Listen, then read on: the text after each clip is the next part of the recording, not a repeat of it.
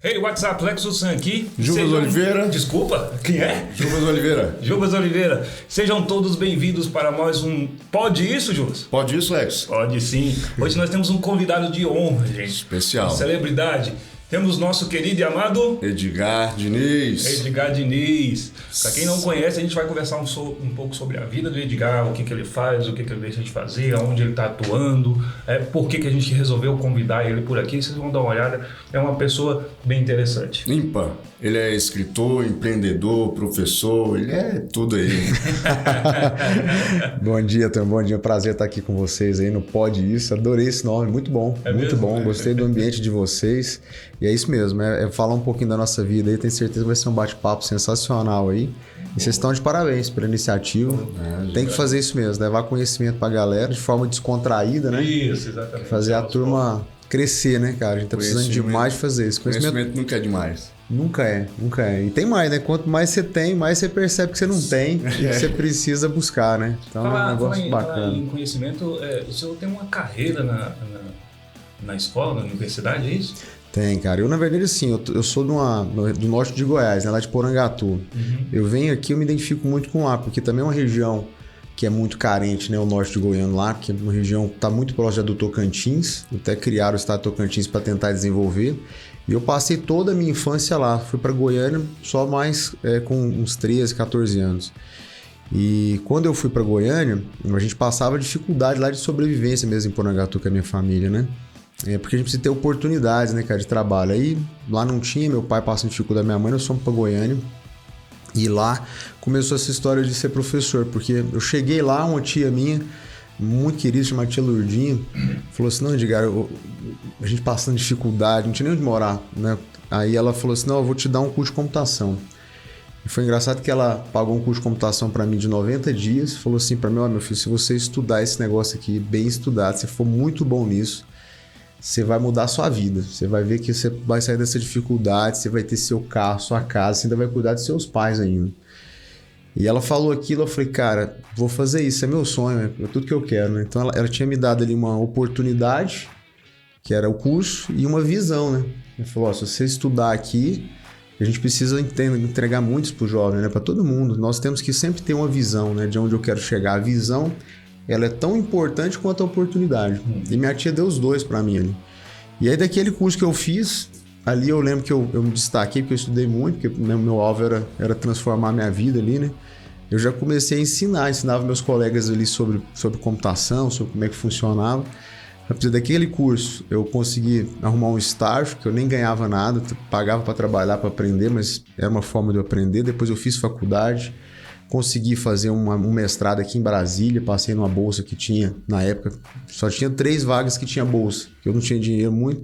Aí eu consegui ficar em segundo lugar, aqui na UNB, aí fiz o mestrado aqui na UNB, virei professor, né, pra você ver, um rapaz do norte goiano, depois eu virei professor. Foi até engraçado, porque eu era acostumado a nunca ter dinheiro, né? E essa bolsa mesmo, eu lembro que era tipo, sei lá, R$1.000 e poucos, então custava viver. Quando eu virei professor, na época faltava muito professor, então eu cheguei em Goiânia e já peguei muitas aulas. Assim, eu cheguei, já peguei tipo, sei lá, 40 horas de aula. Cara, o dia que eu recebi meu primeiro salário lá, eu não acreditava, era uma loucura, assim, era um negócio muito desproporcional. Tipo, eu ganhava 1.500, depois veio o primeiro salário, veio tipo 15 mil, assim, sabe? Era um negócio 10 vezes mais. Eu lembro até hoje de eu estar no banco, eu lembro até o banco, lembro direitinho, eu tirando o extrato assim, ó, e eu não acreditava. Eu falei, cara, eu não tô acreditando que eu tô rico, cara, tô rico. Na época eu achava que eu tava muito rico. Mas aí depois disso, fiquei 12 anos em sala de aula. 12 anos. Então dei muita aula, dava aula de manhã, de noite. Depois eu dava aula de pós-graduação no final de semana. Fui coordenador de um curso de pós-graduação. Fui diretor de uma grande universidade na área de pesquisa também. E você vê tudo derivado da computação e do curso lá de 90 dias que a minha tia deu, né? Ela me deu o curso, deu a visão. E ali eu comecei a fazer um trabalho, uma caminhada que foi muito bonita nessa área. 90 dias que mudaram a vida. Muda, é assim. A gente hoje a grande dificuldade nossa, assim, que eu acho do povo goiano, nós aqui em Goiás, é muito isso, sabe? As pessoas, primeiro, não têm uma visão, sabe? As pessoas não sabem inspirar o outro. A gente faz, os nossos heróis estão invertidos, né?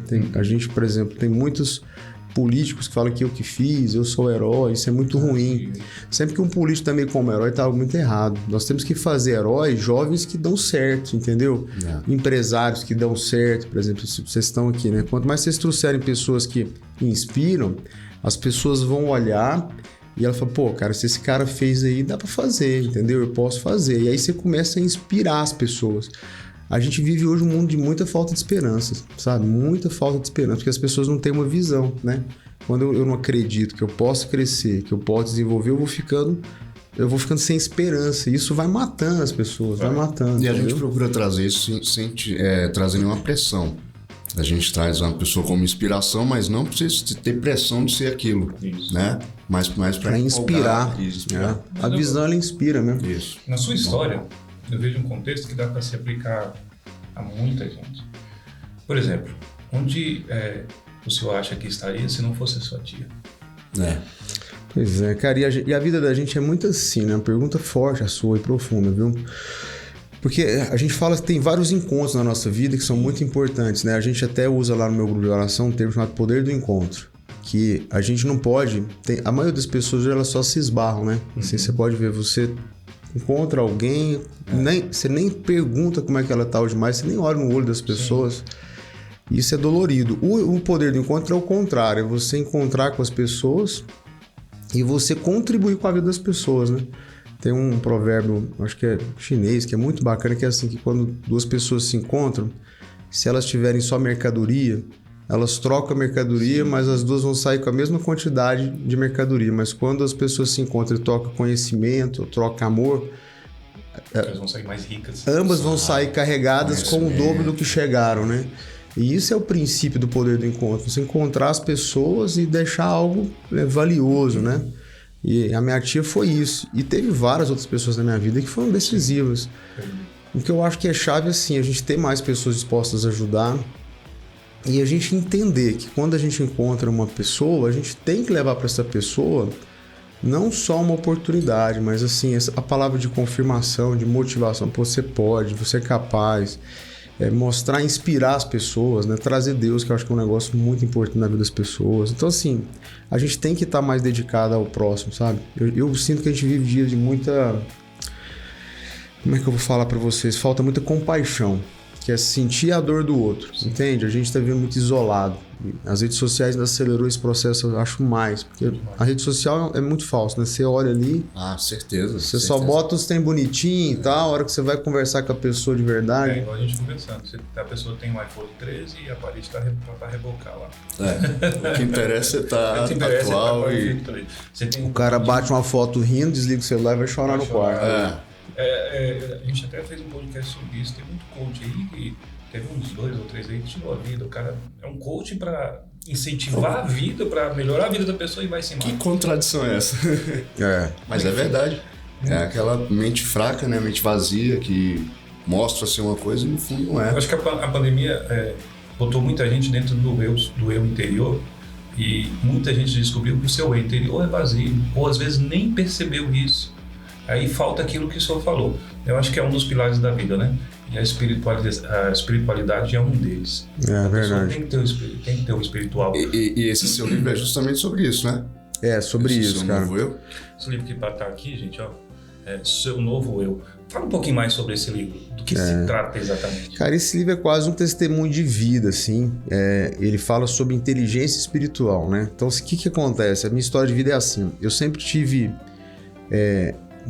a mente muito... Eu sempre fui inteligente com coisas, matemática, computação. Então, tive essa facilidade. Mas eu nunca tive o que eu chamo de controle da mente. Eu era muito ansioso. Muito ansioso. Então, assim, era um cara até desesperado para ganhar dinheiro. Eu fiquei a minha vida inteira querendo que a minha empresa prosperasse muito. Eu queria dar muita aula. Eu queria ser diretor. Esse negócio do querer e a ansiedade... Processo, né? Você vai perdendo o controle que eu chamo de controle da mente, né? E isso vai tendo consequência, velho. Eu vivi muita parte da minha vida muito ansioso. Depois eu tive um problema grave no meu casamento com a minha esposa, porque de alguma maneira a gente não tinha Deus no coração, a gente não conseguia se conhecer de verdade. Eu tô casado com a minha esposa, tem 30 anos que eu tô com ela, na verdade. E eu digo que eu conheço ela tem 5, pra vocês terem uma ideia. De verdade, assim, de falar assim, não, agora... Eu consigo olhar para minha esposa e ver o coração dela, e eu sei que ela olha para mim e vê o meu. Do ponto de vista não é de beleza, é do que somos mesmo, nossas fragilidades, as grandes traumas que ela teve, os grandes traumas que eu tive. Porque a gente, quando casa com a pessoa, a gente casa com a imagem que, assim, que a pessoa constrói, né? Ninguém vai mostrar pro outro, eu sou isso, eu sou fraco nisso. A pessoa quer se projetar bonitão, a mulher também quer se projetar bonitona, porque aí vai ficar, o casamento fica meio fácil, é óbvio que vai dar certo, né? Só que quando vai passando o tempo, é que você vai entendendo quem são as pessoas de verdade, né? Então, assim, eu fui um cara que tive muita ansiedade, depois tive uma crise grave no meu casamento, assim, de grave mesmo, cheguei a ficar deprimido, e no separar ali, a minha mãe que salvou a gente falou, não, você vai separar só depois que você fizer um retiro de casais. Eu lembro direitinho disso. Eu saí de casa com a mala pronta, tinha uma filha pequenininha de 6 anos na época, e minha mãe falou, não, você só vai se você fizer esse retiro. E eu falei, não, mas já tô decidido, vou separar. Naquela época eu odiava minha esposa, assim, se vocês me perguntarem. Eu já tava com ódio dela. E aí eu fui fazer esse retiro. Cara, e desse retiro foi muito poderoso na minha vida, porque eu comecei a conhecer Deus. Eu nunca tinha tido essa intimidade com Deus. Assim, apesar da minha mãe, meu pai fazerem um movimento de igreja, ir na igreja não tem nada a ver com ter espiritualidade. É diferente. Eu não tô dizendo que não tem que ir na igreja, porque eu acho que tem que ir, porque é um princípio que dá base pro restante. Mas não quer dizer que quem vai na igreja tem uma espiritualidade profunda. Não tem nada a ver uma coisa com a outra.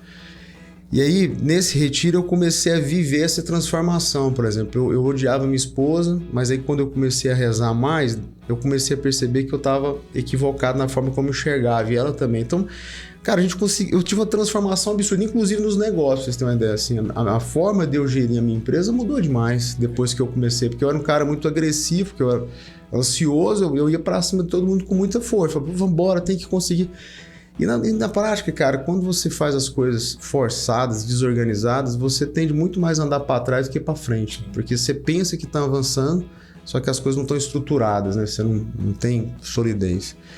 Nesse processo todo, eu descobri o que chama de inteligência espiritual, cara, que é o que eu escrevi nesse livro, que é uma forma diferente de você governar os seus pensamentos. Só para vocês entenderem, eu costumo usar esse exemplo como a água. É uma forma bem fácil quem está nos escutando entender.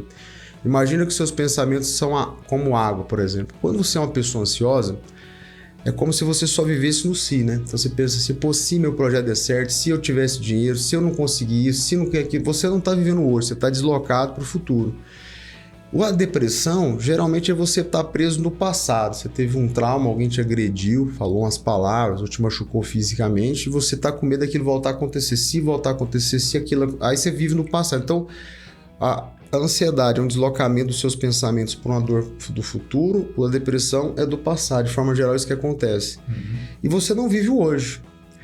Hoje, grande parte das pessoas, elas são infelizes porque elas não conseguem ter o que eu chamo de um controle da mente. Ou seja, a mente é que governa ela. Então, não é você que governa a sua mente. Eu faço muita palestra sobre isso, vocês têm uma ideia. Eu fui fazer uma palestra numa multinacional grande, cara, só com diretores, assim. E foi interessante, porque antes de mim tinha um coaching desses caras do motivação, sabe? E esse cara falando, usando o Ayrton Senna como referência. E eu achei muito interessante, porque aí a minha ideia esse ano era, inclusive, fazer muita palestra desse livro, mas não foi possível. Deus mudou os projetos. Eu dei uma palestra que foi essa. E o cara falando do Ayrton Senna, ele fala pros diretores dessa multinacional, dizendo assim, não, vocês têm que ir pra cima, vocês têm que acelerar, vocês têm que ir, não sei o quê, o Senna na chuva ia. Então usou aquele negócio do Senna ali, e aí terminou, né, todo mundo pilhado. Aí os caras falaram, não, diga, agora que você que vai falar. Eu falei, cara, que sobrou, velho, que sobrou. Porque, não, eu imaginei o seguinte, né, porque na prática, a forma como ele abordou é que é o problema. Porque não adianta você falar para uma pessoa ser produtiva, acelerar, se ela tá doente por dentro, entendeu? Se ela tá ansiosa, se ela tá deprimida. É o caso do cara que vocês falaram. O cara tá lá pregando uma coisa, mas internamente ele tá destruído, entendeu? Aí quando eu fui falar, eu comecei a falar sobre... Falei, gente, não existe produtividade, não existe performance de verdade se você não estiver bem com você mesmo. Isso é tudo mentira. E existe um dado que eu trago no meu livro que é real, que é assim, 90% hoje dos pensamentos das pessoas, ou seja, 90% do que passa nas nossas mentes, de todo mundo, são pensamentos ruins ou maléficos. Isso é um dado de um pesquisador americano muito famoso. Então você imagina o seguinte, 90% do tempo da mente das pessoas, ela está pensando algo que não é real, ou é coisa do futuro, ansiedade, depressão, são pensamentos que fazem mal, roubam a energia dela, e que não vão construir nada, não é real. Aquilo não é de verdade, é só um se. Se acontecer, se voltar, se... então não é real. Se você passa 90% do seu tempo desse jeito, você concorda que você desperdiçou 90% da sua energia? É por isso que você pode ver, muita gente chega muito cansado no final do dia em casa, muito cansado, ele não produz nada. Verdade. E esse cansaço vem muito mais da forma como... Porque toda vez que você pensa assim, ó, se acontecer tal coisa, vamos dizer, você tem que pagar uma conta e você tá desesperado com aquilo. E você fica o dia inteiro pensando nisso. Cara, se eu não tiver esse dinheiro, vai dar esse problema, vai dar esse problema. O seu corpo tá vivendo toda a dor emocional do não pagar a conta. Do que ainda nem aconteceu. Do que não aconteceu. Só que isso é físico, só pra vocês entenderem. As pessoas adoecem com isso. É por isso que elas tiram a vida, porque elas não suportam mais. Não é que ela quer morrer. A pessoa, quando se mata, é que ela não suporta mais viver com os pensamentos dela. Aquilo já tá tomando tanta energia do corpo dela que ela prefere tirar a vida. Então, hoje é isso. As pessoas hoje jogam fora 90% do tempo delas, da energia delas, do pensamento delas, das emoções delas. Então não existe ser produtivo nisso. Aí eu falando para esses diretores, eu comecei a falar isso, e depois era uma palestra técnica, quase que virou uma oração, sabe? Porque todo mundo começou a chorar. Vocês imaginam um negócio desse? Os caras, diretor da multinacional, e eu falando, olha, as pessoas estão ficando deprimidas, e elas não conseguem conviver com elas mais, e elas querem tirar a própria vida. E eu comecei a falar, começou os caras a chorarem, assim, ó. E aí, a hora que ele foi virando aquele clima louco, assim, no auditório, aí no final até tava o filho, que é uma multinacional japonesa, e o pai já faleceu, tem quase 100 anos essa multinacional.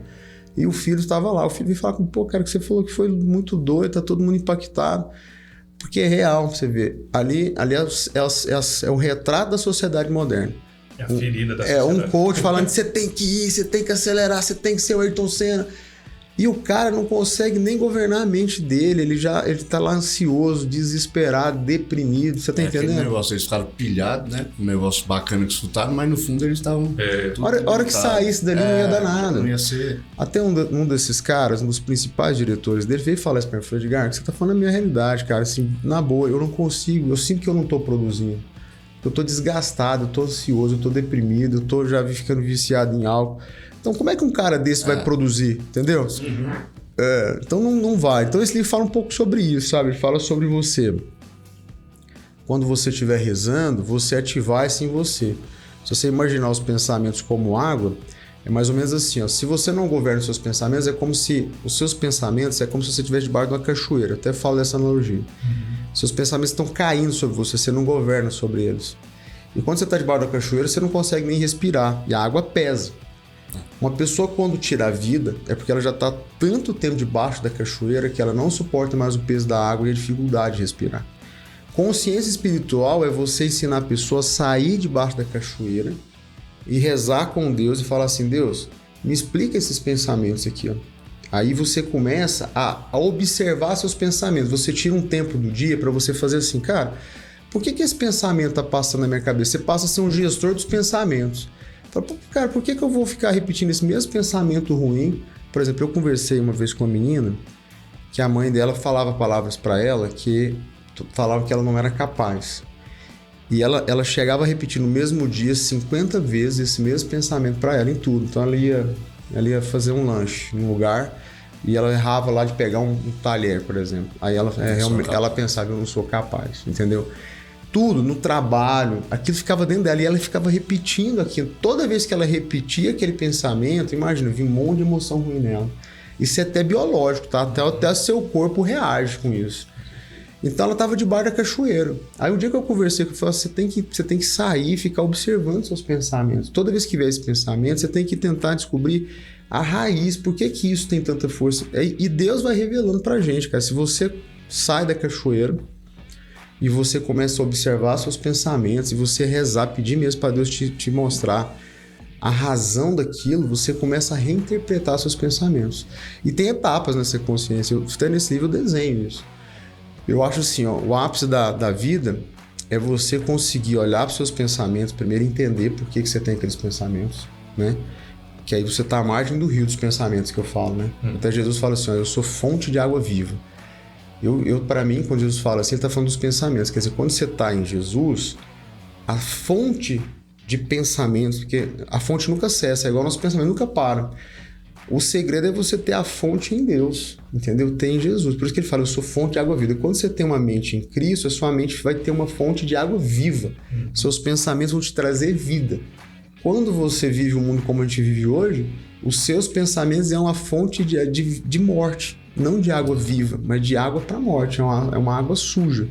Então o que a gente tem que fazer é fazer essa mudança de chave. E chega uma hora, cara, que você não está só observando seus pensamentos, você começa a conduzir o rio dos pensamentos. Que aí eu acho que é onde o cara produz muito. Aí é onde o cara dispara. Você vê, eu nunca ia escrever um livro, cara, não faz parte de mim. Eu sou um cara da matemática, pra vocês terem ideia. Eu sou da área de exatas. Computação é lógica. Eu escolhi computação porque eu ia mexer com o computador, não ia ter que lidar com gente. Pra vocês verem como é que isso é louco. Aí, de repente, eu me vi escrevendo um livro sobre inteligência espiritual, falando com pessoas, atendendo pessoas. Por quê? Porque isso aí é de todos. Isso não é de uma pessoa, entendeu? Essa inteligência espiritual, que é a inteligência de Deus, eu chamo de sabedoria do céu. A sabedoria do céu é para todos. E quando você acessa ela, não tem jeito, cara. Você vai ter um desenvolvimento dentro de você absurdo. Absurdo. E hoje em dia, trazendo para o lado espiritual da Bíblia também, o que você acha da forma como as pessoas veem Deus hoje? Porque, de certa forma, está meio banalizado, como você falou. Tem muita gente que vai para a igreja, mas ele não está ali espiritualmente. Às vezes ele está com segundo interesse, é uma menina, um menino e tal, ou é a turma, os amigos. Tira uma foto, posta nas redes. Não é Deus. Casa do Senhor. Jesus Cristo falou que armazenai para vós tesouro no céu, porque onde está seu coração, ali estará seu tesouro. Adoro essa passagem. Exato. Então, assim, você vê hoje as pessoas, principalmente a mídia, né, que eu acho um controle de massa muito grande. Eu vejo hoje as pessoas colocando o coração em pontos diferentes, em pontos que não tem, que é totalmente afastado da Bíblia. O que você acha hoje da religiosidade hoje das pessoas em geral? Você acha que o motivo da maior depressão é por causa da religiosidade? E se, com relação à religiosidade, teria que mudar alguma coisa? Teria que a pessoa ser mais centrada, parar de seguir o que não estou falando em geral, tá, gente? O B fala. O que alguém fala e seguir o que a Bíblia diz com relação à espiritualidade? Eu acredito que sim. Assim, o que eu falo para as pessoas é assim, o problema hoje é que a fé, a religião, ela é usada, né, de forma muito ruim. Tudo, né? Grandes negócios. As pessoas usam a igreja para negócio, usa para projeto de poder, usa para política. Pai e mãe usa, às vezes, da igreja para forçar um comportamento para o filho, entendeu? Sim. Então, assim, a fé é muito mal utilizada, né? A religiosidade é o uso, ao meu ver, quando você fala religiosidade, para mim é o uso da igreja de forma equivocada. Sim. E isso mata as pessoas. Assim, eu entendo que a fé é um pilar vital. Do jeito que você come, do jeito que você tem que acordar e comer, para mim, se você não acordar e não tiver uma experiência com Deus, você tá deixando de comer. Pra mim é nesse nível. Sim. Eu sou do nível hard, assim, sabe? Uhum. Eu gosto muito da passagem que Jesus fala assim, olha, perguntaram pra Jesus, né?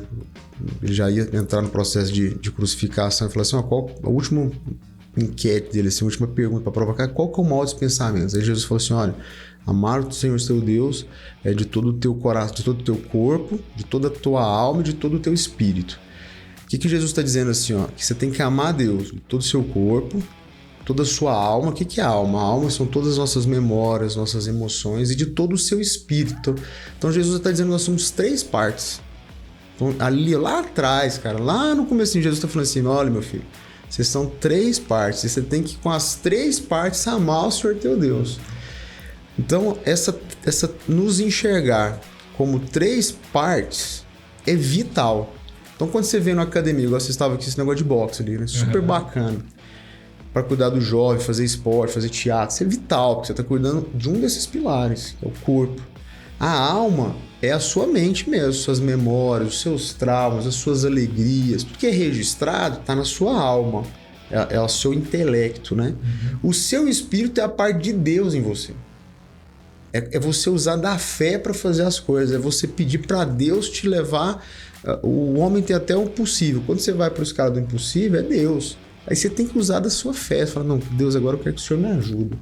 Eu não sei como atravessar esse rio. Não, Senhor, eu quero que o Senhor me instrui como é que eu vou atravessar esse rio. Então, é um nível diferente. É você usar a parte de Deus em você. Hoje isso morreu, entendeu? Então, quando eu olho para as pessoas, eu vejo pessoas que cuidam do corpo, hoje, e cuidam da alma mais ou menos. É falácia, a alma dela está destruída, e ela não sabe lidar com a alma. E só tem um jeito de você cuidar da alma, é cuidando do espírito. A mente que é bom nada, né? Aí quando você cuida do espiritual, aí naturalmente você vai cuidar da sua alma. E você vai cuidar do corpo. O corpo, ele reflete as coisas. Como tá dizendo, se você ficar com pensamentos ruins, você pensar que não, você vai adoecer, cara. Você vai adoecer, é batata, né? Minha esposa é psicóloga, ela fala muito isso. 98% das pessoas que ela atende lá, que já estão muito sofridas, geralmente quando procura o psicólogo já está muito mal, né? A pessoa já está doente, fisicamente. Tá tomando remédio, já tá arrebentada, tem problema de estômago, tem problema de gastrite, problema problema pra caramba, pressão alta. Né? Tá no limite. O corpo tá indo pro beleléu, porque a alma tá muito destruída e o espiritual você esquece. Então, assim, o convite que eu faço sobre Deus é assim, ó, todo mundo tenha a sua própria experiência com Deus. Esquece tudo que te ensinaram sobre padrões, sobre o uso, esquece o erro do outro. Porque é uma relação sua com Deus, cara. Você vai ter que ter um papo com Deus, entendeu? Um papo reto. Esse negócio não dá pra pôr a culpa no outro, não. Sim. O negócio é o seguinte, cara, vai ter a sua experiência, busca criar isso, busca pegar livros. Tem tantos livros maravilhosos que vão te ajudar, inclusive, a entender a Bíblia. A Bíblia é a fonte de tudo. A Bíblia é a fonte de tudo. Cara, se você for ler a Bíblia assim, quando você vai aprofundando sua fé, eu fui ler sobre inteligência espiritual. Eu comecei a pesquisar livros do mundo inteiro, inclusive pessoas não cristãs, né? E até é engraçado isso. Os caras não são cristãos, mas você vai ler os livros deles, tudo cita Jesus, sabe? É mesmo? Todos, não tem exceção. É porque não tem como, cara. Sim. Jesus é a base de conhecimento fora do negócio. Os maiores filósofos aqui do Brasil, geralmente eles usam Jesus Cristo como exemplo em quase tudo. Não tem jeito. Se falar em exemplo de vida, Jesus ele pode até não acreditar, né, que Jesus é filho de Deus, mas ele tá lá citando a sabedoria dele. É bem interessante. E aí, lendo esses livros, eu percebi muito isso, cara, que você, no fundo, o conhecimento de Jesus está em todos esses caras. É o mesmo conhecimento, por isso que eles citam ele. E você tem que procurar a sua experiência, entendeu? A sua experiência. É igual o Evangelho, né? Tem o Evangelho segundo Lucas. O Evangelho... Então tem que ter o Evangelho segundo Edgar, entendeu? O Evangelho segundo... Tem que ter o Evangelho segundo cada um de vocês. Eu sei qual que é a sua experiência de fé. É tão impressionante que é um livro tão antigo e tão atual, né? Você tá louco, cara. Toda vez que eu leio a Bíblia, assim, se você tiver conectado, você vai ver que tem algo muito profundo lá. Cara, você pensa, como é que eu nunca vi isso? Não, pensar ser surreal, um livro escrito há milhões de anos, décadas aí. E a Bíblia tem um negócio doido, cara, que é assim, a maioria das pessoas, quando ela não tá vendo fé, ela lê e não entende. Vocês já repararam isso? Sim. É muito doido isso, né? Sim. Eles aí depois da maneira que eles estão... Não, e não entende também. Muita gente não entende, cara. Assim, eu lembro da minha esposa falar isso pra mim. Falar, amor, eu leio a Bíblia e eu não entendo. Porque assim, na verdade, por que ela não entende? Eita, rapaz, tem algo aí. Um acidentezinho. Então, assim, ela falava assim, não, eu não entendo a Bíblia. E, na verdade, o que acontece? É porque ela não estava entendendo que era um livro sobre fé, né? Ela estava querendo ler a Bíblia pelo corpo e pela alma, entendeu? E a Bíblia é sobre o espírito. Então aí dela, no caso, né? a ótica tem que mudar. E quando ela começou a pegar isso, aí ela foi mudando. E eu já encontrei muitas pessoas desse jeito que falam isso, falam, eu não entendo a Bíblia. Na verdade, cara, todo mundo entende a Bíblia, porque ainda ela não pôs o óculos correto para começar a ler aquilo ali. Para interpretar aquilo, né? Exato. Um outro ponto que eu também acho interessante, você falou bem da alma, né? Conhecimento e tal. Você como professor, vamos fugir um pouquinho do assunto. Gente, fica aí a dica do livro, tá? Seu novo eu. Onde é que a gente pode encontrar esse livro antes de eu mudar de assunto? Pois é, cara. Ele, na verdade, ele já se esgotou. A gente vai depois fazer uma nova edição. Infelizmente, quem quiser comprar agora não vai conseguir. Mas a gente avisa, a gente dá um A gente pode depois avisar, mas ano que vem, se a gente já vai fazer esse processo. Eu nem prometo para esse ano, né? Que esse ano eu tô vivendo um processo meio maluco na minha vida. Não vai dar tempo, mas ano que vem a gente já vai soltar uma nova edição dele e a gente vai começar a divulgar ele de novo, esse trabalho aí. Mas sem nenhum acréscimo, vai ser esse mesmo livro? Na verdade tem alguns errinhos, cara. Eu comecei a primeira edição, teve muitas... Cara, esse livro é muito poderoso. Eu já tive muitos testemunhos lindos dele, sabe? De pessoas assim que foram transformadas por esse livro.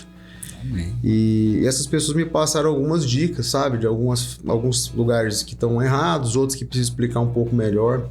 E aí a gente quer fazer esse trabalho de fazer um ajuste antes de soltar a segunda edição, né? Quando você for soltar a segunda edição, você vem aqui pra gente. Vem, A gente já eu faz, quero né? gastar muita energia com isso, vai ser bem legal, bem legal. Voltando ao assunto, você falou muito sobre alma, né? A alma é o conhecimento. Voltando aqui um pouco para essa área, educação. É uma coisa que eu vivo perguntando para as pessoas que vêm aqui, e geralmente não tem resposta, mas é uma coisa que não entra na minha cabeça. O sistema de educação hoje, ele é muito antiquado. Você tem jovens hoje de 12, 13 anos fazendo dinheiro na internet. E muito dinheiro. E a escola hoje não se atualizou, ela não aplica, por exemplo, o que eu vou fazer com o conhecimento das matemáticas que se aplicam hoje para a minha vida atual, a vida da informática hoje. Você tem o mundo meta que está chegando, está abrindo várias oportunidades de emprego, e as escolas estão paradas lá em 1970 com aquele método de ensino. Você, como já foi professor, diretor, você não acha que deveria fazer uma repaginada toda no sistema de educação hoje?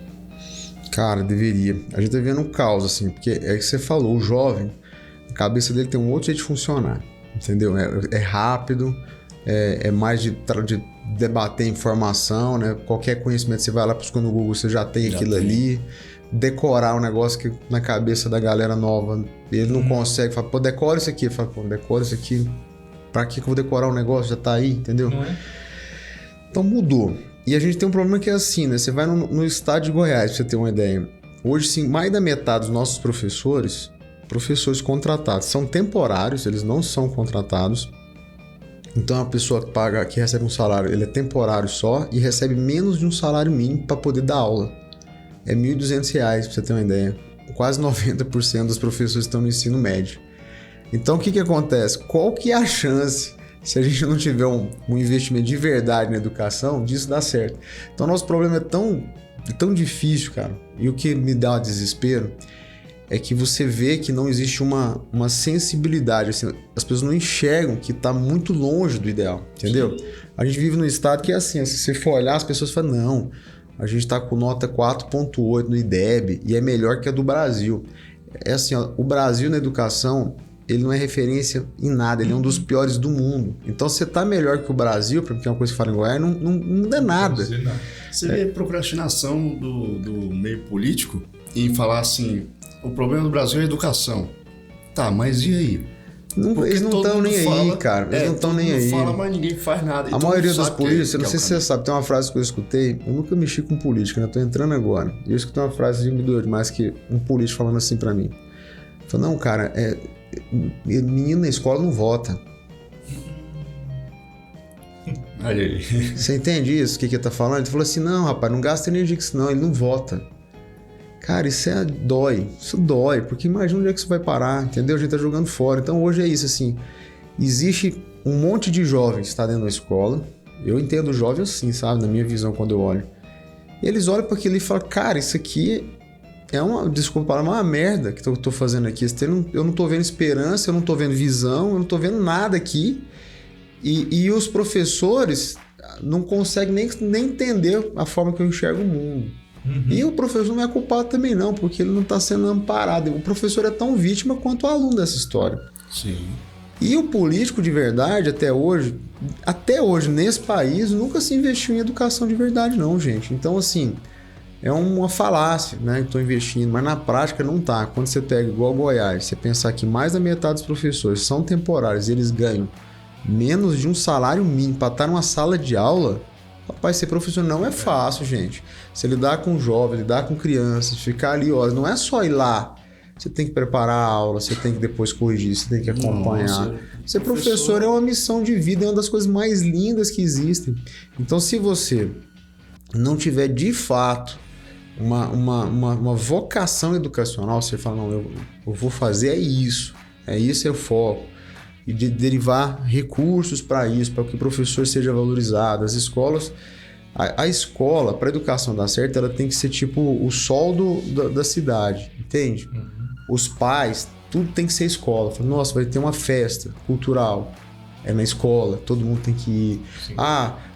Vai ter meu filho aprendeu a escrever, tem que ser uma festa, os pais têm que ir lá, nós temos que fazer escola, incentivo, né? Centro de esporte, centro de cultura, toda hora a família teria que estar indo para a escola, é isso que é a escola. A escola é um micro, tipo um universo ali, ó, um sol que vai fazer toda a comunidade estar ao redor daquilo, entendeu? Então tem que ter uma paixão por aquilo ali.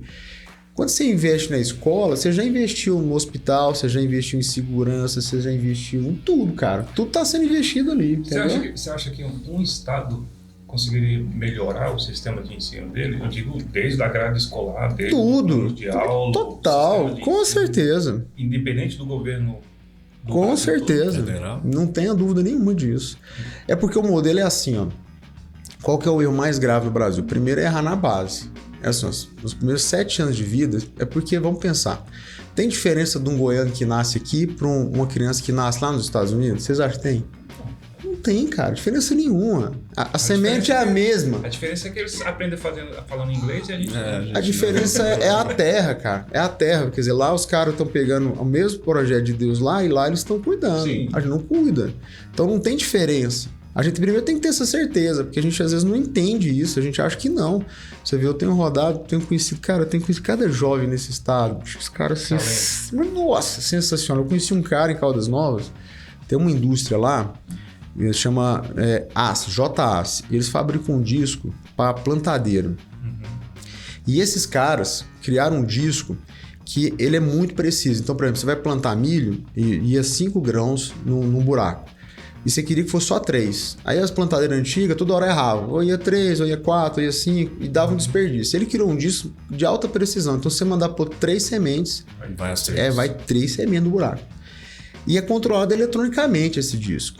E esses caras já estão, toda plantadeira que você olhar, toda a América, inclusive nos Estados Unidos, roda com um disco dessa empresa que está lá em Caldas Novas, aqui em Goiás. É a coisa mais linda. E os caras falaram assim pra ele, você esquece, não tem como fabricar isso aqui. Quando ele criou esse disco, ele fez um negócio meio... tipo um protótipo lá, né? Só pra ver se funcionava, e começou a funcionar. Aí ele pôs uma plantadeira, o fazendeiro falou, rapaz, ficou bom, melhorou, você vê, deu certinho. Depois pôs noutra fazenda e esse trem falou, não, vou criar esse produto. Expandiu. Aí os caras falaram, não tem como você fazer isso em Goiás, não. Você tem que vai pedir pra empresa na Alemanha ou no Japão, que lá que eles vão fazer a plaquinha eletrônica pra controlar esse disco. Eu falei, não aceito isso não, vou querer fazer aqui. E esse cara é muito bacana, eu fiquei muito fã dele. Aí ele pegou e conseguiu, cara, trazer toda a tecnologia, ele faz todo o processo eletrônico, as plaquinhas verdes, chip, tudo em Caldas Novas. Caldas Novas.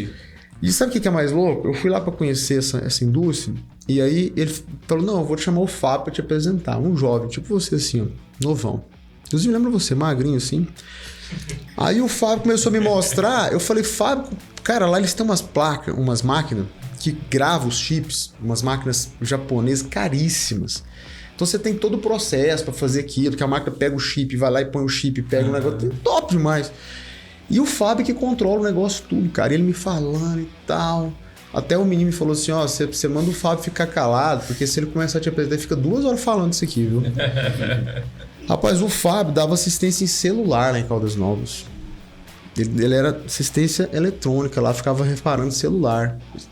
O cara contratou ele, deu treinamento para ele, deu uma oportunidade, deu uma visão. Hoje o Fábio controla esse parque industrial que exporta pro mundo inteiro. Olha que loucura. E é um moleque de Caldas Novas, cara, um goiano de Caldas Novas. É nosso aqui. É nosso. Goiás. Então o que eu falo? Assim, não tem diferença da gente para lugar nenhum. O que falta é a gente ter essa visão e a gente criar condição. Então, assim, como é que muda a educação? Primeiro, é mexer na base. Qualquer um que fizer isso vai dar certo. Isso é provado no mundo inteiro, na Coreia do Sul, nos Estados Unidos, na Austrália. Os primeiros 7 anos de vida é que é determinante.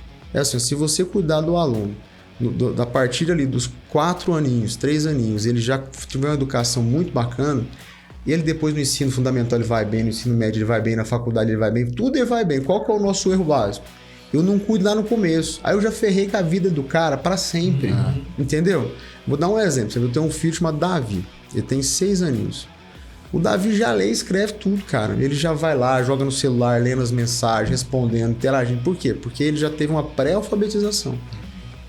Tem que começar, no caso dele, começou aos 3, F3, 4, 5. Quando é os 6 anos, que é a alfabetização, quando ele chegou para ser alfabetizado, o Davi sabia letra, ele já sabia as cores, ele sabia o básico. Ele estava pré-alfabetizado. Hoje, uma criança goiana não tem isso. Quando ele chega lá com 6 anos para ser alfabetizado, ele não sabe segurar num lápis. Ele não sabe o que é um A. Aí imagina o professor. Ele tá ali para alfabetizar a pessoa, mas a criança não sabe segurar num lápis. Aí ferrou com a vida do professor e da criança. Então, o que é o nosso projeto? Dá para fazer, né? A gente tá nessa ideia.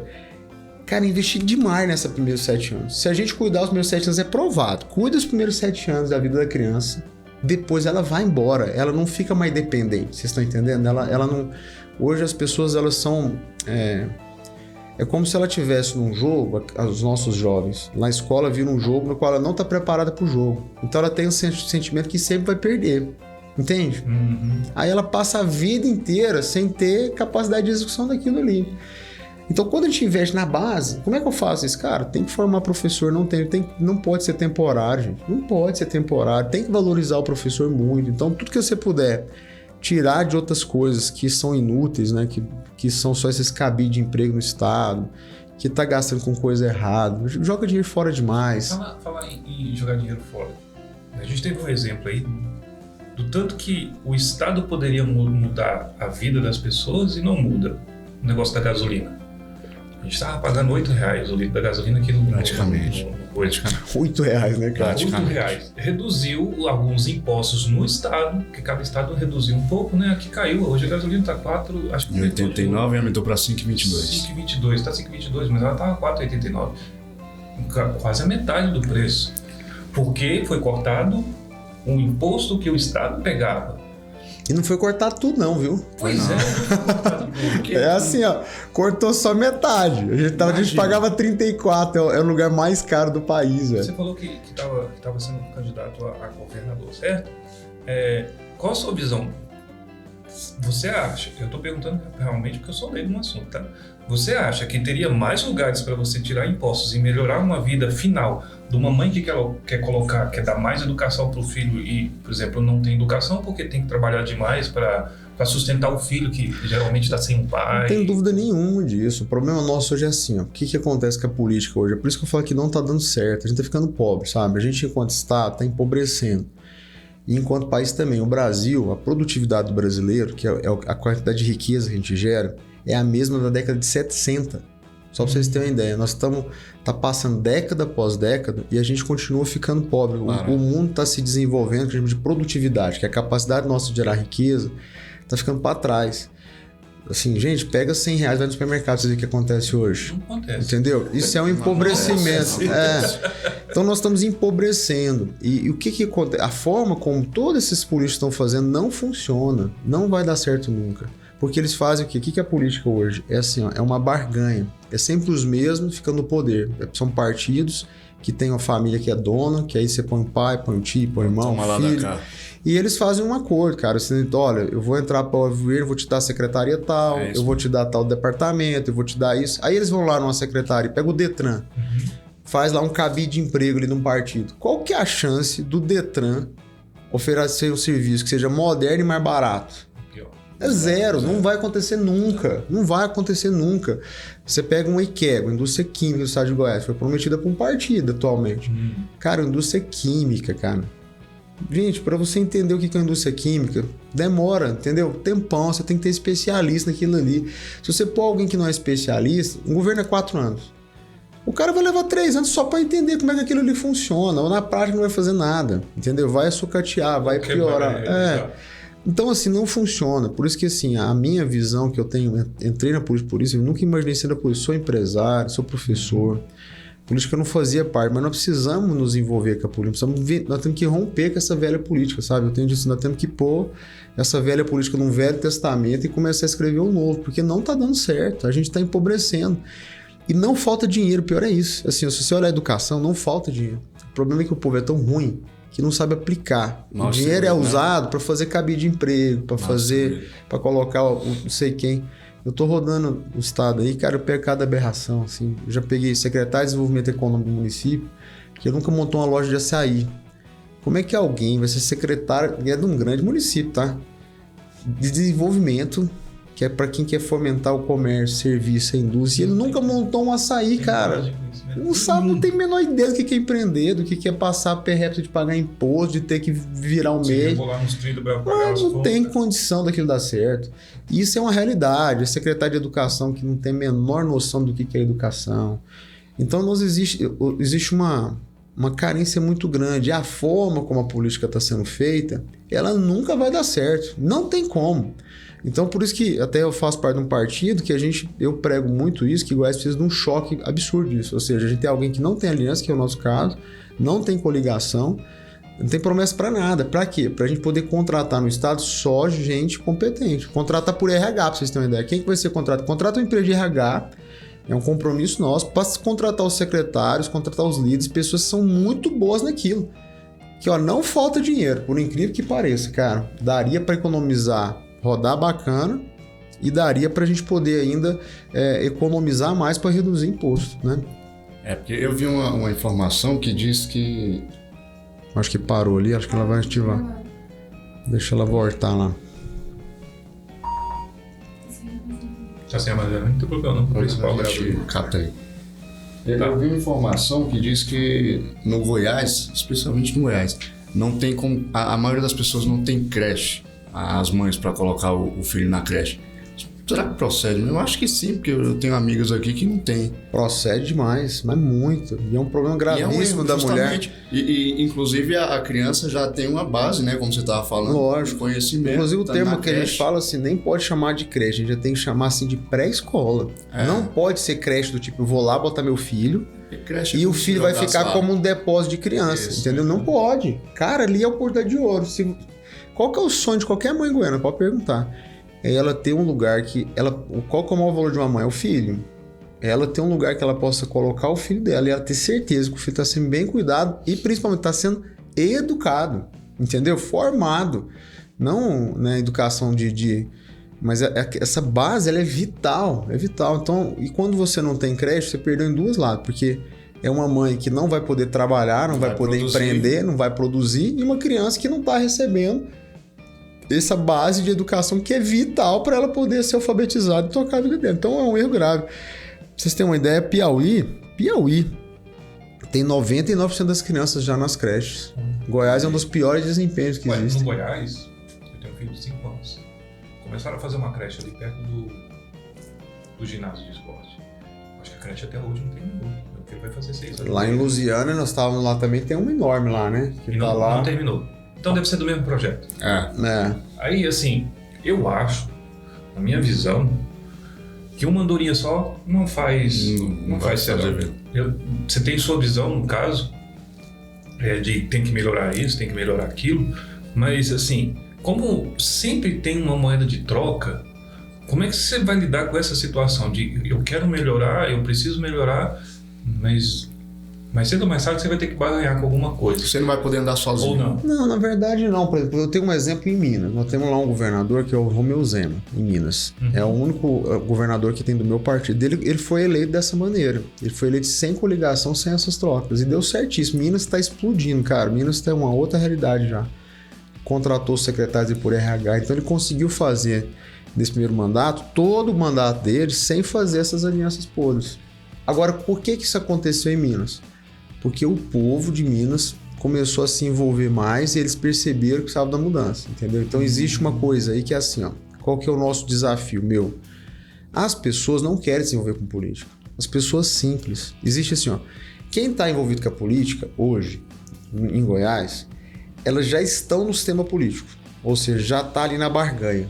Então eu já tenho um cargo, ou tem alguém que tem um cargo. Então ela não quer que mexa. É papo furado. Se você fala assim, você quer mudança? Ela fala, eu quero. Precisamos da renovação. Mas não quer. Na verdade, não quer. Entendeu? A renovação deles é que seja o candidato deles para eles poderem ter um emprego e continuar. Então, existe um percentual aí, vamos chutar aqui, de 10% das pessoas que estão envolvidas com a política, ou têm um cargo, ou depende daquilo ali financeiramente. E elas não querem que mude. Isso é um fato. O nosso problema não são esses 10%. O problema é que o nosso são os outros 90%, que são pessoas que falam claramente assim, cara, eu não quero saber de política, eu sou o cara que anda, né? Eu gosto de andar. A gente não usa aquele fundão eleitoral que é para fazer campanha, né? Que os caras passam de caminhão, sim, de avião. Passa uma raiva, ficou parado e faz um carro. A gente anda na rua mesmo, entregando, conversando com as pessoas, histórias lindas a gente escuta. E você vê muitas pessoas falando isso. Não, cara, ontem nós encontramos de novo. Não, eu voto pelo santinho que eu encontrar na rua. Eu não quero saber de escutar um político. Mas às vezes é por causa dessa... É a decepção. Exato. Ela já foi enganada. Até de água fria. Ela tá tão decepcionada. Ela falou isso pra mim. Eu falei, não, cara, eu sou tão... eu não acredito nem perto de vocês, eu acredito. Porque ela já tá tão desiludida. Mas o que é o problema dessa desilusão? Aí é que vai favorecer os outros 10% a continuar no poder, entendeu? Então a gente precisa romper com isso. Como é que rompe? As pessoas de bem comum, simples, que não estão na política, precisam começar a se envolver. Não por um cargo, mas elas precisam se envolver porque entende que ali é a única forma de mudar, gente. Não tem outro caminho, não dá para mudar. Você vê, eu faço parte de um projeto da igreja grande, a gente levou o ano passado 15 mil cestas. Mas não tem jeito, você tá levando a cesta, a pessoa vai precisar de outra, cara. Entendeu? Ontem a gente conversou com a senhorinha aqui num ponto de ônibus aqui em Lusiânia. Chega a doer o coração, porque a gente chegou, em primeiro lugar, nós fomos no ponto de ônibus, né? Pra poder entregar nosso santinho. Cara, várias pessoas passando fome, pedindo ajuda, assim. Aí quando viu que a gente é político, aí já pensa assim, não, cara, porque a gente não tem dinheiro do fundão. Esses 5 bilhões que os caras a gente não tem, a gente negou. Pra dar o exemplo. Aí eles já chegam e eles falando sério, assim, teve um cara que falou, não, é sério, eu tô passando fome, me ajuda. A dona Amélia, uma senhora, ela começou a chorar. O cara encontra com a gente, primeira conversa, ela começou a chorar. Falou, não, meu filho, eu tenho a minha filha pra cuidar, minha filha tem 3 filhos, nós estamos passando fome. Eu vim aqui comprar um melzinho para me poder revender, aqueles melzinhos pequenininhos, eu não tenho dinheiro para comprar. Chorando, uma senhora linda. Aí eu fiquei com o coração partido, falei para ele, não, vai lá, pega um dia para ela comprar os melzinhos dela. Cara, ela comprou os melzinhos e voltou para nos mostrar. Ela falou, meu filho, tá vendo aqui? Eu falei para você que era R$13,90 cada negócio. Aí a gente deu R$50 para ela. Aí ela falou, eu comprei os melzinhos e comprei 1 litro de leite. Cara, olha como é que tá a mente dela, entendeu? Como é que tá o coração da senhora dessa. Ela 1 litro de leite ali para ela era como se fosse assim, sabe? Um presente do céu, porque ela quer levar o filho pros netos dela, o leite pros netos dela. Então ela não consegue fazer o básico. Então nós estamos empobrecendo. E toda vez que alguém que fala assim, mas eu não gosto, não me envolvo, ele tá favorecendo isso, entendeu? Há uma responsabilidade nossa, que não se envolve com a política, com a dor que a dona Amélia está passando. Tá errado. A gente tem que entender isso. As pessoas que estão no poder hoje, elas não estão preocupadas com isso. Elas estão preocupadas em se perpetuar no poder. Nós temos que levantar um grupo de pessoas que estão preocupadas de verdade, não com o projeto de poder, mas com o projeto de transformação. Nós temos que ter compaixão da dona Amélia, entende? Nós temos que começar a ter no nosso coração, tem que doer nosso coração. Nós não podemos fingir que não existe. E você acha que tem muita gente do jeito que você está falando, pessoas que realmente querem a mudança, mas aí tá ali calado porque não tem um norte para seguir? Total, eu acredito muito. Eu falo assim que o meu papel na política é criar o que eu chamo de mesa da confiança. Eu acho que tem um monte de goiano que não aproxima da política hoje porque ele não confia nas pessoas que estão lá, entende? Fala assim, eu não vou sentar na mesa com esses caras. Sim. E é real. Então eu digo que assim, o meu papel é criar a mesa da confiança, ou seja, eu restabelecer na política alguém que as pessoas possam confiar. E aí, às vezes vai demorar, sabe? Eu não sei, para mim não é um projeto de poder de tempo, eu tenho que ganhar agora, isso não funciona assim na minha cabeça. Mas se a gente tiver líderes que as pessoas confiam, as pessoas de bem vão aproximar. Entende? Elas vão começar a voltar e elas vão querer estar juntas e elas vão querer ajudar. Tem muita gente querendo ajudar, gente. O problema é que eu não confio nos políticos, eu não confio nas lideranças, né? Eu digo assim, eu fui professor há muitos anos, igual eu falei para vocês. Tudo que um professor fala na sala de aula conta. Tudo. Assim, ó, o professor fala, o aluno escuta. É por isso que eu tenho que ter professor bem preparado. O professor é a profissão mais importante de uma sociedade, é o professor. Vocês não precisam ter dúvida disso. O político, ele é o grande professor da sociedade. Ele é o grande professor. Só que os nossos políticos não entendem isso. Por exemplo, tudo que um governador fala conta, cara. Cada palavra conta. Cada exemplo conta. Faz muita diferença. A sociedade é tão mal educada politicamente que quando entra o horário político, ele desliga a televisão. Ou não é verdade? É a mesma coisa do aluno na sala de aula. Pra ver meme. Ou assiste pra ver alguma coisa engraçada. Mas não porque tá interessado. Você entende? É tipo a escola. E você sabe por que tem uma rejeição sobre a propaganda? Porque tem muita mentira ali. É verdade. Então quer dizer assim, hoje em dia, cara, os caras têm muito dinheiro na política. Muito dinheiro. Vocês não estão entendendo. 5 bilhões. Eles vão gastar agora 5 bilhões em 45 dias. É a eleição mais cara do mundo. Ela é 5 vezes mais cara que a americana, pra vocês terem uma ideia. É um negócio surreal. Surreal. 5 bilhões é mais do que a gente gastou em saneamento básico nos últimos 5 anos, no Brasil. É muito dinheiro. E os caras vão despejar isso em 45 dias. Vocês vão ver o que vai virar as últimas 2 semanas de política. Entendeu? Porque vão... Cara, todo cabo eleitoral que você vê com a bandeira na rua aí é pago. Sim. É pago, é dinheiro, velho. Então não é muito dinheiro fora. Vai ser um estranho. Só que a gente tem que chegar num dia que olhar pra um negócio dele e falar assim, cara, isso tá errado. Não é assim, isso tá errado. Isso é dinheiro jogando fora. Não posso fazer isso enquanto a dona Amélia não tem dinheiro pra comprar um melzinho pra ela trabalhar. Essa conta não fecha, entendeu? Isso não tá errado. Então a gente tem que ter esse envolvimento. Então o nosso papel é esse, é levar a mensagem. Eu tenho rodado o estado todo. A mensagem tem chegado, sabe? Você viu, eu nunca fui, sou desconhecido, as pessoas vão devagarzinho entendendo, vão conhecendo a gente. Isso é uma construção. Igual vocês estão me escutando, vocês já estão tendo uma percepção diferente, eu tenho certeza disso. E assim tem sido com todo mundo. Todo mundo que a gente conversa, que conhece a gente, fala, não, cara, isso aqui é o que eu entendo que tem que fazer mesmo. Então dá pra romper com a velha? Dá pra romper, mas a gente precisa que esses outros 90% entrem na luta. É o que aconteceu em Minas. Minas estava tão ruim a situação, tão caótica, que foi meio assim, o povo meio falou, não, cara, não dá. Mas estava muito, muito ruim.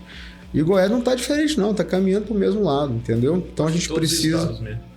o Brasil como todo tá muito mal, cara. A gente não tá bem, não. Não tá bem. Goiás sempre fica na mão de governador A e B, né? Fica na mão de famílias, né? Vai pra um lado, vai pro outro, é isso aí. E tem muito poder econômico, poder financeiro. Essa turma dos 10% que tá lá mamando tá feliz demais, porque tá lá nos banquetes, no palácio. E eu não sou contra a reeleição de forma alguma. Se estiver dando certo, bem, mas o goiano tá passando necessidade. Que a gente sabe, tá ruim. Por que continua? Eu acho que... Eles não conhecem, não se envolvem. É o caso da senhora, ó. Eu não quero saber de política. Aí ela vai votar... Santinho no chão e depois vai cobrar alguma coisa de quem? Não, ela não cobra mais, cara. Tá nem aí, o povo já desistiu. É a desesperança mesmo. Pra você ter uma ideia. Eu fui conversar com o padre da minha igreja, quando eu fui entrar, falei, padre, eu fui pensando em entrar na política assim. Aí ele falou pra mim, meu filho, não entra não, porque não dá pra melhorar. Meu pai falou pra mim. Desesperança lá dele. Não, mas é verdade. Ele é um grande homem. E aí eu falei, não, pai, mas esse cara, como assim? Eu falei, não, eu não acho que dá pra mudar, meu filho. Ou seja, o coração dele já fechado. É porque na visão de todo mundo, o nível de ferrugem, de corrupção na política é muito grande. Eu acho que eles não veem, assim como eu, não veem uma solução por conta disso, porque quem está lá em cima sempre está pensando no umbigo dele, ou está pensando no jeitinho brasileiro. Eu tenho certeza que esses 5 bilhões que você falou, 2 bilhões vai para o bolso de alguém, sem entrar diretamente para a política. Não, tem regra para entrar, só pode ser gastado com isso. O brasileiro dá um jeito, aliás, todo humano dá um jeito. Então, na minha visão, as pessoas têm esse modo de ver as coisas, de que está tão corrupto lá em cima, que quem entrar bonzinho vai ser corrupto. Vai se corromper mais cedo ou mais tarde, entendeu? É o que eu mais escuto. Falam que e aquele que não conseguir se corromper, que conseguir lutar contra isso, que não se corromper, não vai ter força suficiente para fazer a diferença. Eu acho que essa é a visão de só cumpre o mandato e sai. Exato. Essa é a historinha que eles querem contar pra gente e que aí a gente não vai nunca vencer. Porque isso aí é o que eles querem vender pra gente. A gente tem que entender que, na verdade, nós temos que romper com isso. Eu costumo dizer assim, é igual... Eu costumo falar que nós aqui ainda estamos como se fossem os escravos na senzala, sabe? Sim. A sensação que eu tenho é de verdade. Com certeza. É como se eu estivesse na senzala, esses coronéis aí que governam nosso estado há tanto tempo tá lá de fora, e eles dão migalhas pra gente lá dentro, e a gente fala, cara, não dá pra sair daqui não. Não dá, os caras já estão lá há tanto tempo, não vai funcionar. Mas, cara, até os escravos saem da senzala. Entendeu? Uma hora a gente tem que se libertar, uma hora a gente tem que ir lá e demitir, tem que romper e começar a fazer. Como é que faz isso? A gente tem que ter uma mensagem tão verdadeira para cair no coração das pessoas. As pessoas pelo menos confiar na gente. Sim. Eu acho que o primeiro passo é esse. Primeiro as pessoas, não, pelo menos eu confio nesse cara. O dar conta, eu acho que é o segundo passo. Porque hoje o povo não tá nem aí, cara. É como a mulher, ela não tá nem aí, ela não quer nem saber. Se a gente tiver alguém que confia, já é um primeiro passo muito importante. Pelo menos eu sei que ele tá falando a verdade. Pelo menos eu sei que ele tá com o coração reto. Já é um passo maravilhoso. Já é idônea as intenções dele, né? Hoje a gente não acredita nisso. Você viu, eu tava dando uma entrevista lá em Goianésia, aí eu falando assim, que é real, as pessoas estão passando fome, né? Hoje de cada 10 goianos, 3 estão passando fome. É a Dona Amélia. Ou seja, é insegurança alimentar. A Dona Amélia tá lá chorando por quê? Cara, se eu não tenho melzinho, eu não vou vender o melzinho. Se eu não vou vender o melzinho, eu não tenho dinheiro para comer. Ontem a gente estava numa praça aqui em Valparaíso, eu não lembro o nome da praça, mas é uma praça aqui bem movimentada, tem um food truck lá na praça, tem um negócio... Aqui. E tinha uma mulher vendendo lá, Praça maravilhosa a história dela, e ela falou a mesma coisa, falou, não, eu tenho 4 filhos para alimentar, meu filho, se eu não vender esse doce aqui, porque ela era a que mais vendia, assim, as outras ficavam paradas, esperando o cliente ir. Ela pegava os negócios e ia atrás de todo mundo, sabe? Aí a gente começou a conversar, eu falei, não, meu filho, eu tenho 4 crianças para cuidar. Se eu não fizer isso, eles não vão comer. Então, o nível de desespero... Isso aí chama insegurança alimentar. A pessoa não tem segurança de que ela vai comer no outro dia. E na prática, você pode ter certeza que muitos dias não vende o doce, gente. O mundo não é perfeito assim, não. Aí no dia que não vende o doce, vai ter problema na casa dela. Entendeu? A gente tem que entender quando as pessoas falam com a gente uma coisa, o que está acontecendo. É o que eu falo de compaixão, eu tenho que me colocar no lugar da pessoa. Eu falo, cara, como é que é isso aqui? Deixa eu entender essa mãe aqui fazendo... Então a gente tá dando errado. Eu falando dessa história que o Gwen tá passando, foi numa rádio, um senhorzinho, quando eu saí da rádio, um senhorzinho me abordou, muito humilde ele, muito simples, bem goiano mesmo, esses goianos pé rachado. Falou, meu filho, tudo que você falou aí é verdade, nós estamos passando fome lá em casa, não tem dinheiro pra comprar o gás, mas deixa eu te falar uma coisa, pelo menos o exemplo você dá lá, tá? Ele tá dizendo assim, ó, mesmo que você não resolva, pelo menos dá o exemplo, entendeu? Pelo menos não fica esbanjando dinheiro, jogando fora, pelo menos não entra nesse jogo de corrupção. Ele não tava nem pedindo para resolver, cara, ele tava pedindo só para ser verdadeiro, para poder dar o exemplo, entendeu? Eu acho que a gente tá num ponto assim que precisa disso primeiro, depois o restante vai vir posterior, entendeu? É realmente uma boa visão.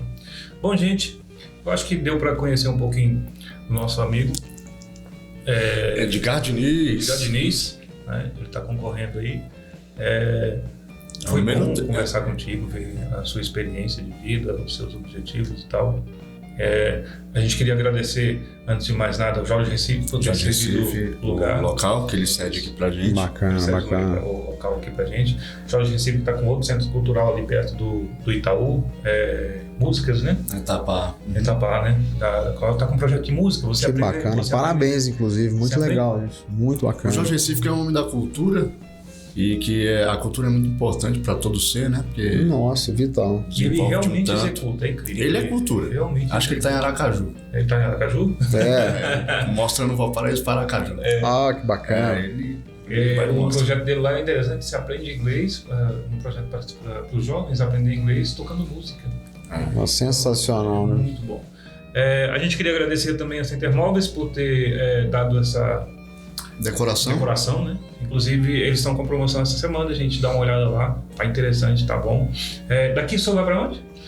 Cara, a gente vai ter mais uma agenda aqui, vamos rodar aqui na região da cidade, tem algumas feiras, vamos visitar hoje e depois voltar para Goiânia. Semana que vem já vai ser Goianésia, Nerópolis, então tem viagem para todos os lados. Esse Goiás aí, que eu costumo dizer que é um país, é grande demais, Goiás. Você vai conseguir andar em todos os lugares? Não dá, é impossível. Né? Assim, os outros políticos, né? Se vocês olharem, o que eles fazem? Eles fazem carreatas. Então, eles entram num caminhão, passa pela cidade e vai embora. Então, é um movimento...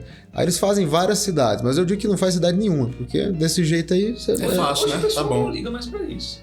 Eles acham que a gente já faz diferente. O que eu tenho feito? Aonde a gente tem candidatos a deputados federais, estaduais, igual a gente tem aqui na região de vocês, pessoas da terra, a gente está indo para andar na rua mesmo, para conversar com as pessoas.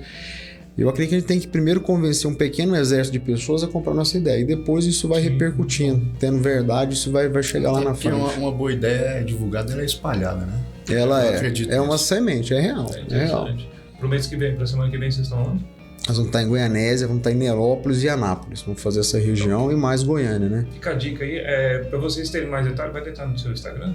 Pode entrar, importante. Edgar Diniz, né? O meu Edgar tem um I, tá, gente? Tem um não é muito. Depois bota aí que é legal, né? Acompanha as redes sociais aí, vocês vão ver que bacana nossas redes. Interessante que no Insta dele tem um link, aí você tem todas as informações dele, gente. A empresa, lá que eu vi lá, tem um site falando sobre ele, tem vários links, acho que todas as informações estão... Tem, é bacana, tá lá preparado pra turma conhecer.